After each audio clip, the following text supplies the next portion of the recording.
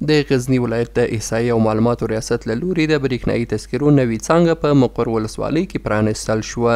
مسؤلین وایي چې د دې څانګې په پرانیستلو سره د مقر ولسوالۍ او ګاونډیو ولسوالیو د اوسیدونکو لپاره د برېښنایي تذکرو د ترلاسه کولو ستونزې به حل شي.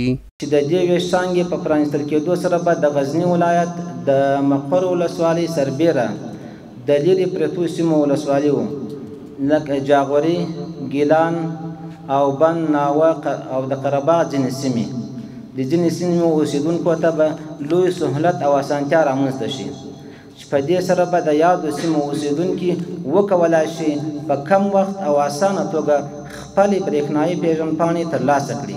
موږ دغه څانګه دلته پرانیستله خاصې دې په خطر باندې چې د خلکو ستونزې هوارې شي. که بیا دا خلک دې ته مجبوره کېږي چې هغه یا ریاست ته ځي یا کابل ته ځي، نو هغه خلک داسې چې بیا به له ستونزو مشکلاتو سره مخامخ کېږي.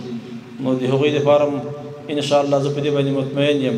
الحمدلله ته په غزني ولایت کې ریاست تر ډېره حده پورې الحمدلله هغه ستونزې هوارې مشکلې موږ ته خاص خلق یې د هغه په رابطه باندې نه راځي.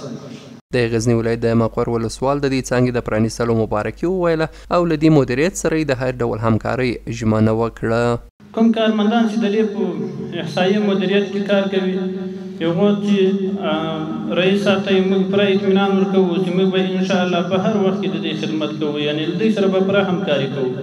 د دغه ولسوالۍ اوسیدونکي هم د احصایې او معلوماتو ریاست دا اقدام وستایه او زیاته یې کړه چې اوس کولی شي په اسانۍ سره برېښنایي تذکرې ترلاسه کړي. نو اوس دا ډېر ښه کار وشو چې دا دغه فعاله شو. د مقر کوبند او بند خلک ټول مشکل سره حل شو. ډېر ښه کار اوس زموږ دپاره ډېر ښه غټ پروګرام شروع شو.